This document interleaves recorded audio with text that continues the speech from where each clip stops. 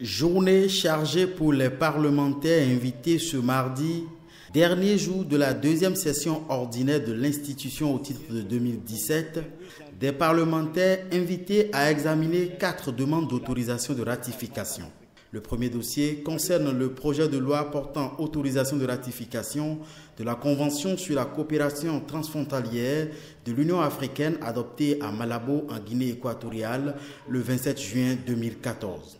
Le deuxième est un projet de loi portant autorisation de ratification de la Convention internationale sur la protection des droits de tous les travailleurs migrants et des membres de leurs familles adoptée par les Nations Unies le 18 décembre 1990.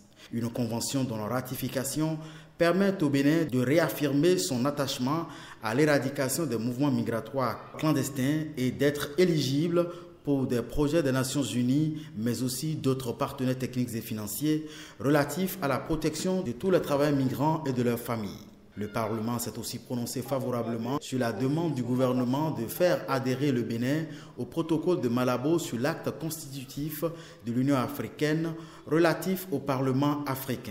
Une adhésion qui hisserait le pays au rang des nations acquises à la naissance des États-Unis d'Afrique, même si le chemin est encore long. Cette ratification permet que effectivement l'Afrique parle d'une seule voix.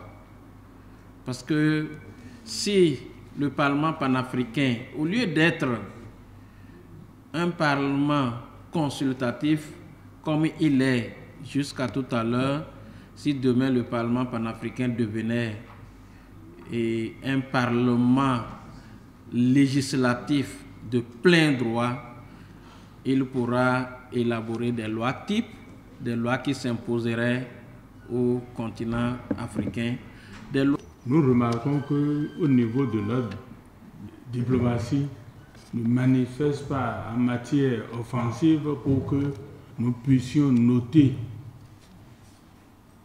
des représentativités nationales au niveau de ces instances internationales. Nous voyons vendre nos compatriotes à $400 et nous ne bougeons même pas. Ça nous semble tout à fait normal. Nos enfants, nos frères, nos sœurs ont comme tombeau la Méditerranée. Quand ce n'est pas le désert de Libye, nous ne faisons rien. L'Assemblée nationale a enfin donné carte blanche au gouvernement pour la ratification de la charte du Conseil de l'Entente. Une charte qui renforce la vision première de l'institution, mettant l'accent sur une intégration politique, économique et culturelle plus dynamique et plus étroite, notamment par la coordination et l'harmonisation des politiques des pays membres. Depuis ce mardi, les députés sont en vacances, sauf des convocations pour des sessions extraordinaires. Ils reviendront au Parlement en avril prochain.